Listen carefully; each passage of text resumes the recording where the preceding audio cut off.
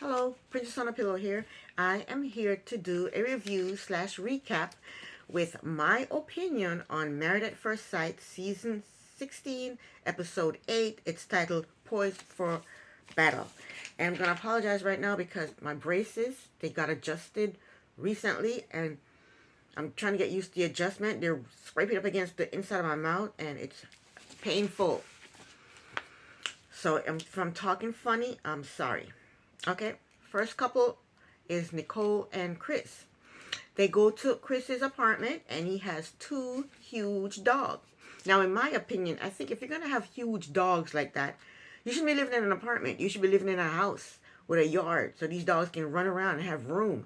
But two huge dogs in an apartment, small dogs in an apartment, fine. But two huge dogs, I don't think that's fair to the dogs. Anyway, his dogs, they seem friendly. They look healthy and happy.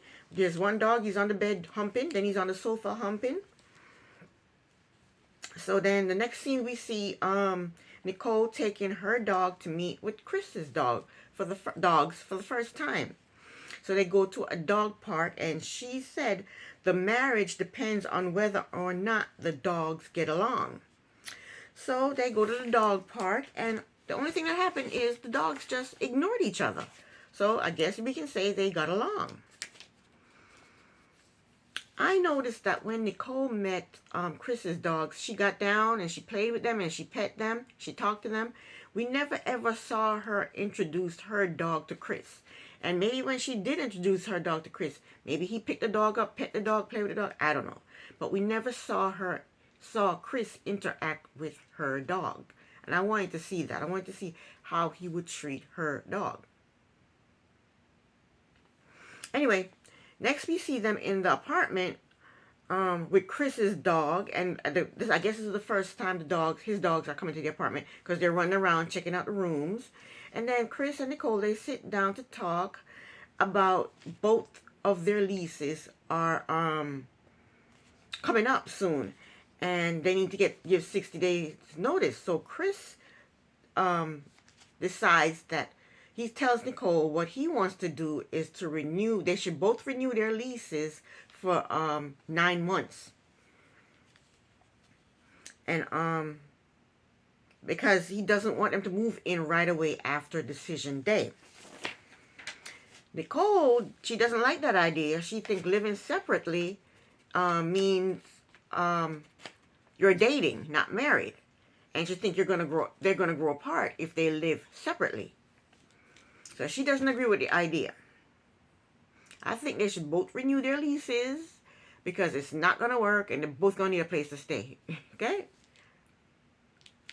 So PC, who is Pastor Cal, I'm gonna be referring to him as PC throughout this whole review. PC is Pastor Cal. Okay, so PC comes for a visit. Nicole and Chris are telling him how wonderful the marriage is. They're holding hands. They're sitting on the couch. And they're smiling. But then PC threw a wrench in their little happy house.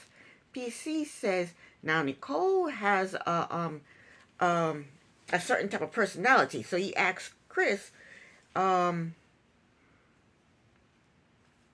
how does he deal with her personality? Chris says Nicole told him that she's intense at times and she's a hothead. She's hot-headed. But Chris said he hasn't seen it. And then Nicole said, yes, you have. And then they showed a clip of Nicole getting upset. She's upset about the picture, her wedding picture. I guess somebody picked it out to put it in the apartment and she doesn't like the picture and she's going off to the camera saying whoever chose this picture sucks. But we didn't see Chris there, so maybe he didn't see her going off. So I don't know what she's talking about. He didn't see her being a hothead.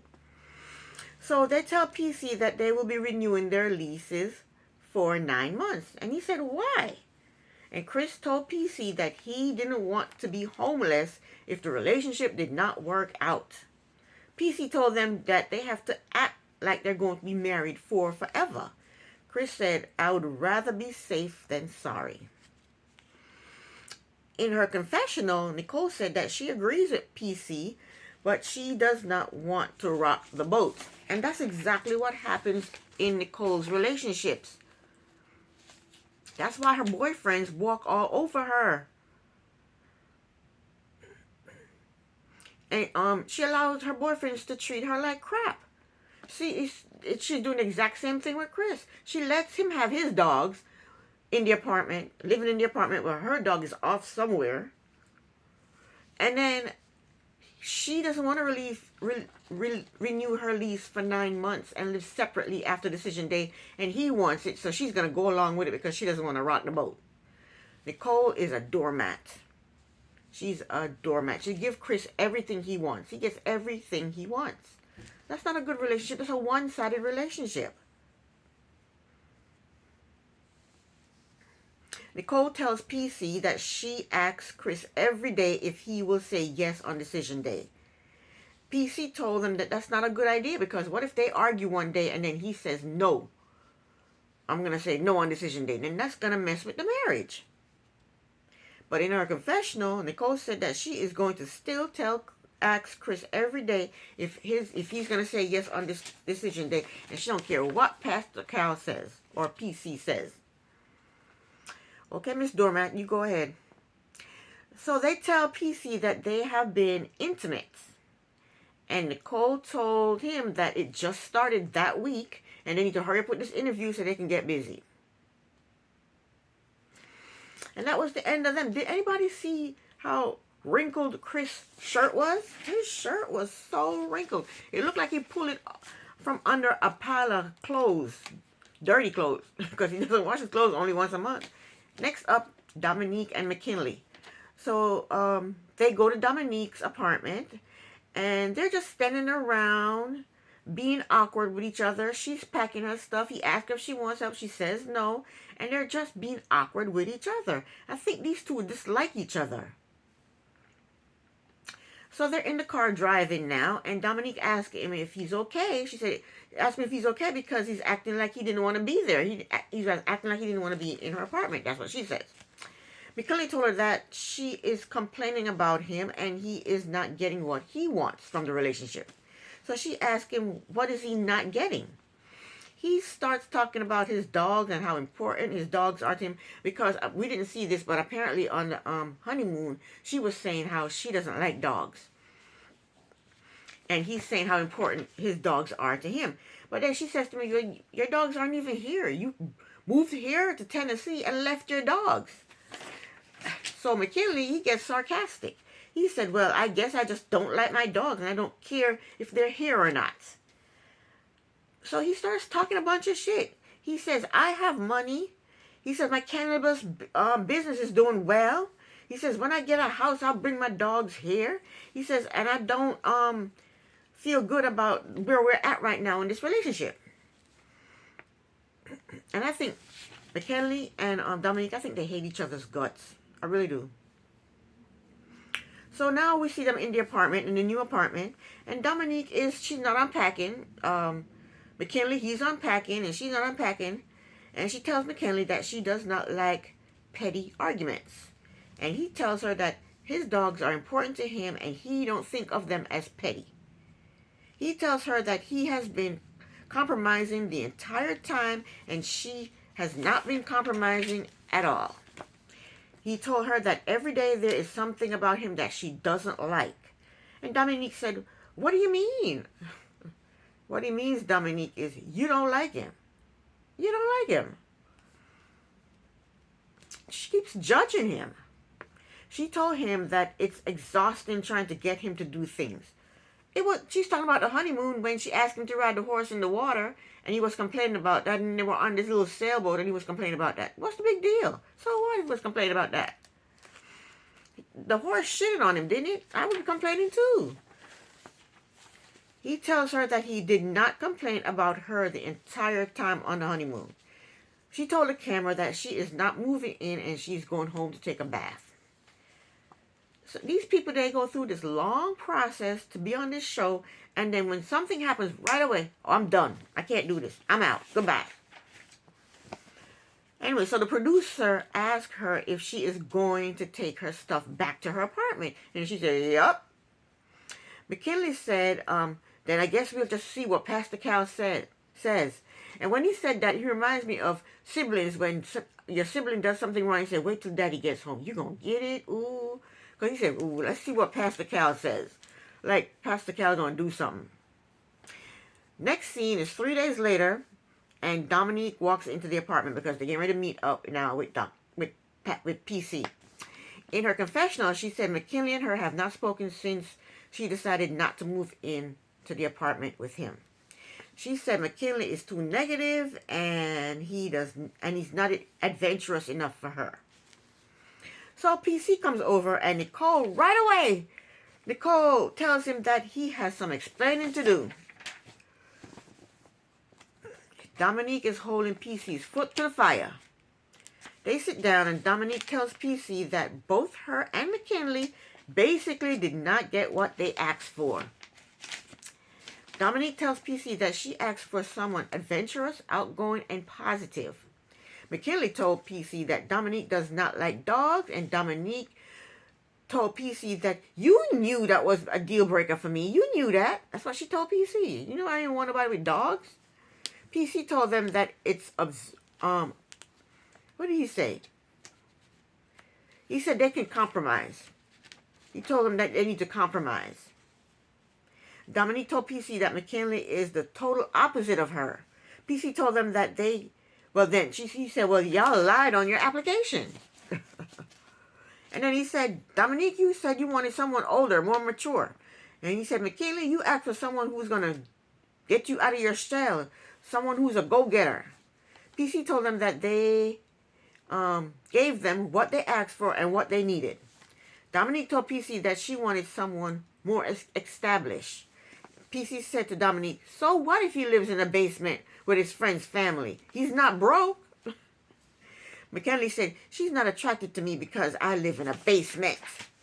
Dominique said, yup, it's a turnoff. PC asked Dominique what did she want to do.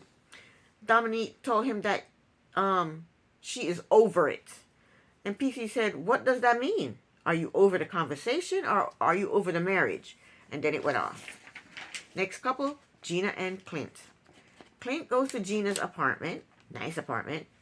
Gina tells Clint that she does not want to move in with him. She gives a lame excuse. She said, moving in together will pull them apart. Clint basically told her that you married a stranger, so you need to see it through.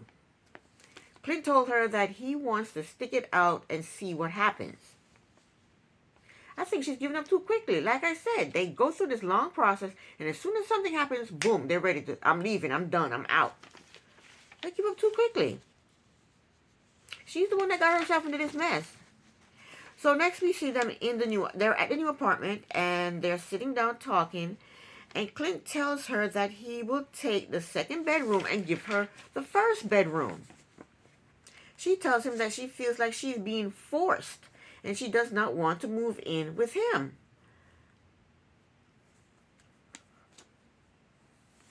So PC comes over. PC asks, where did it all go wrong? Gina tells him that the slender athletic comic is what did it for her. PC said to Clint, you can't sit here and tell me that Gina is unattractive. Clint said, I never said that. Clint said, I apologize for the comment 1,000,001 times, and I never said she was unattractive. He didn't say 1,000,001 times. That's just me. I'm paraphrasing. Clint told PC that she said nasty things about him also. She called him ginger. She said he was a redhead, and she's not attracted to redheads. Gina said that what she said was not offensive, but him talking about somebody's weight is offensive. She said he thinks I'm lazy and don't work out. He said none of that.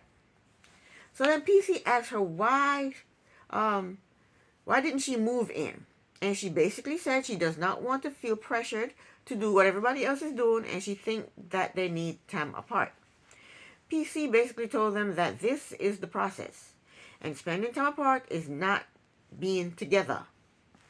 So PC asked them if they are moving forward or do they want a divorce. And I think Gina wants a divorce now. Or last week, Gina wanted a divorce.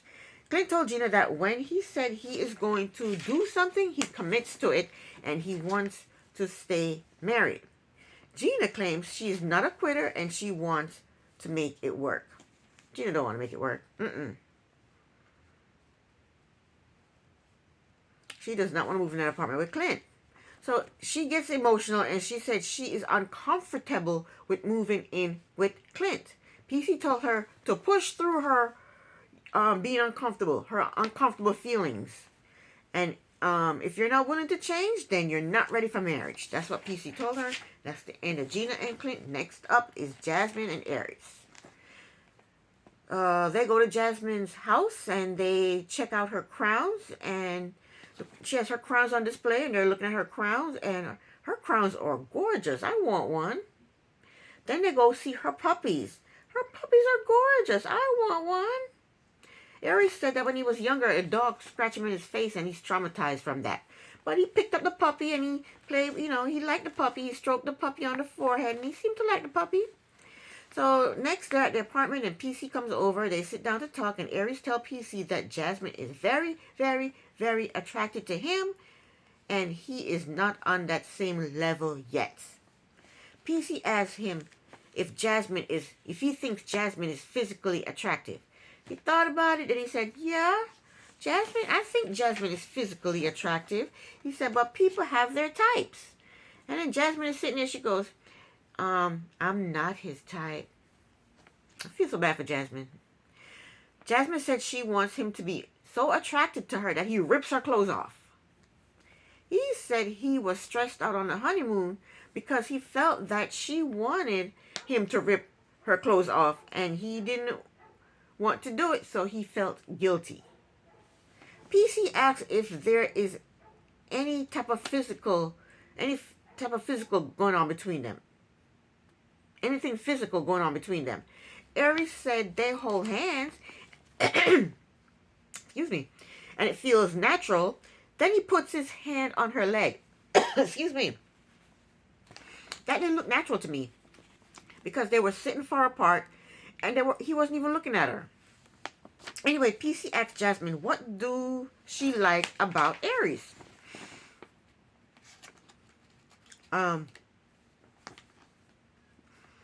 Jasmine said that she liked that he is honest. He says things to her, no matter if she wants to hear it or not.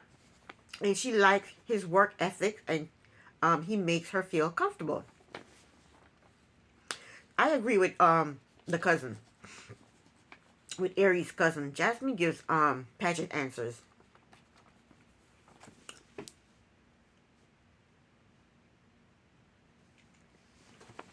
PC asks Aries, how does it make him feel when he hears... PC asks Aries, how does it make him feel when he heard what Jasmine said? And Aries said, it makes me feel good. We have a foundation that we can build on. So then PC told Aries to tell Jasmine what he likes about her. And he told her that he liked that she works with kids. He liked how close she is with her family. And he likes that she's a go-getter. So basically, PC advised them. His advice to them was, you like things about each other. So let's, there's things that you value about each other. So give it a time, give it a chance, and eventually love will come. That's not going to happen. The things Jasmine said that she loved about Aries were more personal. The things he said that he liked about her was just off to the side. Jasmine said, I like, I like that he's honest with me and he makes me feel comfortable. He said, I like that she's close to her family and she works with kids. Anyway, that's the end of them. Last but not least, Kirsten and Shaquille. They go to Kirsten's apartment and she has no pictures up and no plants. And I don't mind that. I don't think there's anything wrong with that. I have one plant and I don't have anything up on my walls. Shaquille said her apartment is weird and it doesn't look like anyone lives in it and it looks like a model apartment. I don't see what the big deal is. That's an apartment. It's not like it's a house. That's an apartment. In a couple of years, her lease is gonna be up, and she's gonna move to another apartment. She don't want no put no holes in these people's walls. She want her deposit back. Shaquille, you better recognize. You better know. Anyway, Shaquille does not like her apartment. He said her apartment is too neat, but her closet is messy. We saw the messy closet. So PC comes to visit. They're in the apartment. They're in your apartment, and PC comes to visit. And Kirsten tells PC that their marriage feels natural. She says Shaquille over communicates.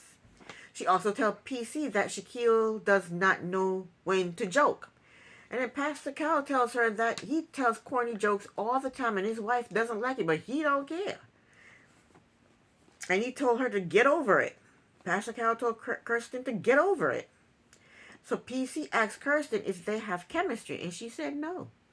And Shaquille said, I think we have some chemistry. Shaquille said, when we lay in bed, she'd lay on me, and I kiss her on the forehead. That's not chemistry. Kissing somebody on the forehead is chemistry? I don't think so.